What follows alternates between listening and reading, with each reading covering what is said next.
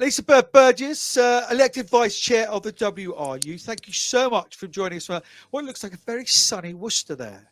Hey, Johnny, good to see you. Yeah, it's a beautiful day here, blue sky. Yeah, gorgeous. How's things with you? Really good. Yeah, really good. I'm loving it here at Worcester Warriors.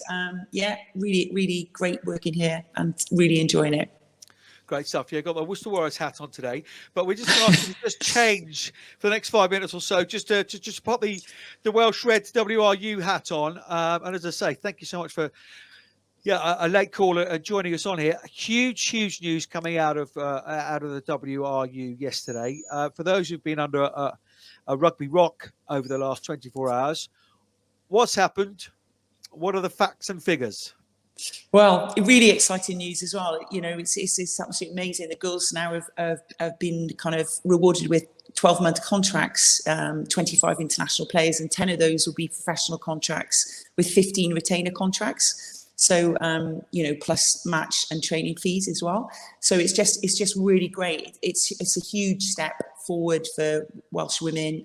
You know, the WRU are really showing full intent on supporting this as one of their strategic priorities moving forward in the women's game. And as we all know, it's not just about money.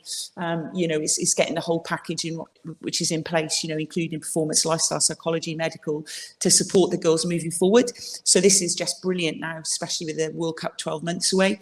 You know, and this really intent, like I said, from the board, from, you know, Nigel Walker, you know, his recent appointment as performance director as well has just been phenomenal, and Steve Phillips as well. You know, there's real intent. So it's great to see. And obviously, you're on the board there at the WRU. That was obviously had to be ratified by you once the decision was made to do this, and that board is fully on board with the intentions of Nigel Walker and the rest. Oh yeah, 100%. I mean, you know, the WRU have put their hands up about, you know, past mistakes and everything. We've acknowledged that, everybody knows that. But now this is very much about moving forward, and this real intent. Like I said, it's one of the strategic priorities, you know, to make Wales the best, you know, performance side that they can be in the world, you know. So there's real intent there, and that's being driven by Nigel Walker, like I said, and totally backed by the WRU board and Steve Phillips as CEO and Rob as chair. So it's really exciting times at the moment within the WRU and the Welsh women. Yeah, no, absolutely. And we've spoken on this pod, and you had a big old review, and I suspect it wasn't the nicest of reading that review. But yeah, it's about reacting to these things, isn't it? And there isn't a rewind button, and people say, "Oh, it's not before time," and what have you. But the fact is, you put your money where your mouth is, and that's exactly what the WRU has done. What do you think this is going to do to the atmosphere? And possibly you've spoken to people within the camp, and there's huge amounts of social media going on. What's it going to do to those girls within the camp coming into some autumn games and then the Six Nations? What kind of lift does it give them? Well, I think it's massive. I mean, there's been a lot of uncertainty over the last 2 years, like you said, you know, that acknowledgement from the WRU that things weren't good enough, things had to change, it just had to move forward.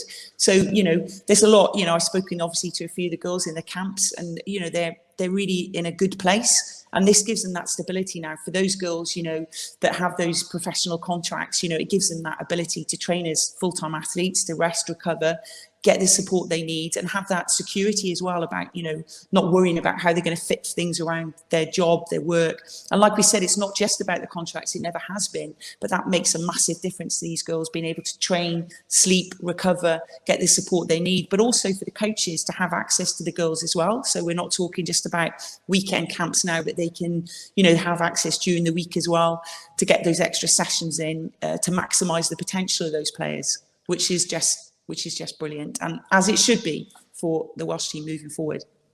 Yeah, it's huge, isn't it? That time together. Just spoke to Kenna Coxage earlier on the pod, and yeah, that time together is huge. That intrinsic sort of links that you can take from off the field back onto the field. So someone like Jazz Joyce, you know, would be, you know, in the front runner to get one of those contracts. So unbelievable lift for somebody like her. And is there going to be some crossover between the 7s and 15s? Again, I'm not really sure. I wouldn't be able to comment on that. But yeah, someone like Jazzy, you know, God, what an amazing year she's had. And, you know, just recently, obviously on social media saying, you know, I don't know what's going to happen, to now receive this news that they're going to get professional contracts. Yeah, you know, it's just brilliant. And it gives that stability, you know, like I said, and that security. So you can train fully and put your heart and soul into it. And like I said, for the coaches as well, it's just brilliant, you know, and it's a massive, massive statement from the WRU, that intent to moving forward for the women's game.